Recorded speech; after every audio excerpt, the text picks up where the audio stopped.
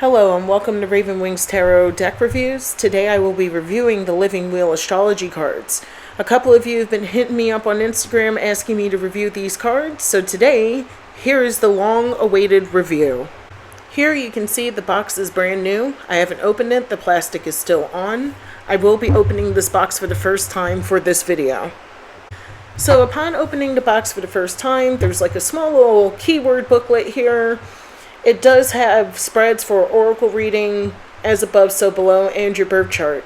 So you can actually read your own birth chart with these cards, which is pretty cool, without going on to astro.com if you're familiar with that website, just to show you a close-up of the spreads here. Upon opening the box, the first half of the box has the sun on the inside. That's the first card in the deck. And when you take those cards out, you have the moon at the bottom of the box. On the bottom half of the box is just the author and the illustrator's information. Here you can see the back of the deck.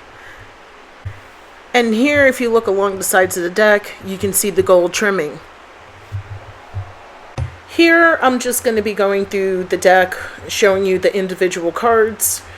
Just a couple of things that I was going to say is, one, I do like the feel of the cards. The cards are a lot thicker than I expected, which tells me that it can undergo some wear and tear. Number two, the other thing that I like is that you can draw your own natal chart, and there's a key in the booklet where it tells you what the cards are, like the planetary bodies are, the star signs, the houses, the seasons, and the moon phases. So just going back really quick, and just to let you guys know, a natal chart is a birth chart. You need 3 key pieces of information. You need your birth date, you need your time of birth, and your place of birth.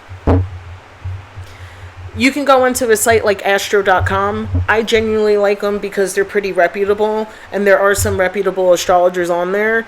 And on top of it, you can click on portions of your birth chart just to see how the planets and the houses interact with each other. So anyway, your natal chart is comprised of 12 houses, which is ruled by each sign of the zodiac. So, for example, first house could be Aries or Taurus. Usually your first house is your rising sign.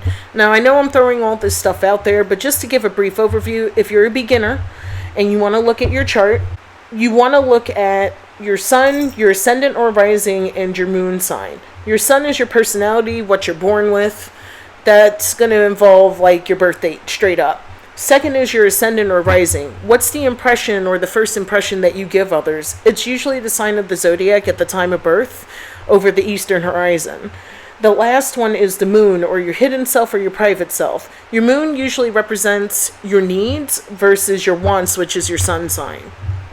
Now, with me, using myself as a personal example, my sun sign is Taurus. Woo! Birthday coming up on the 18th. Second, my rising is Cancer, and my moon is Scorpio. So what does that mean overall? Taurus usually means like I like food, I like to go out, I like fine things, I also like to relax, yada yada. Rising sign, Cancer, people see me as nurturing, aloof, shy, the girl next door. My moon sign, people see me as very intense once they get to know me, and that I really do think deeply on a lot of things, and that I indulge in certain things, like probably the occult or anything spiritual. So there's that. Another thing I just wanted to do really quick is shout out to a couple of astrologers, one of them being Niha Ja. I loved her when she did my chart a couple of years back. She specializes in yads. She has a yad herself. I have a yad. What a yad is on a chart, it's like the finger of God. So it's something that points out directly on the chart, like what do you really need to work on? What are you here for? Another person who has read my chart is Susan Miller.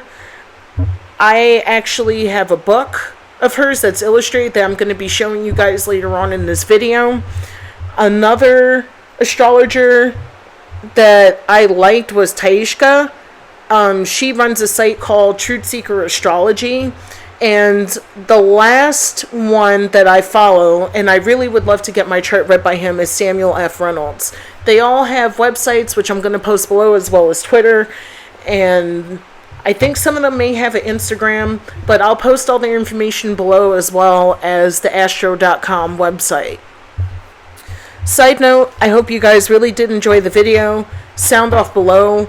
Like, share, subscribe. I am on Instagram. I am on Facebook. I am on Twitter at Raven Wings Tarot. I hope you enjoyed this deck review. Next up is going to be the Okana Oracle and the Akamara Tarot. Thank you again for watching.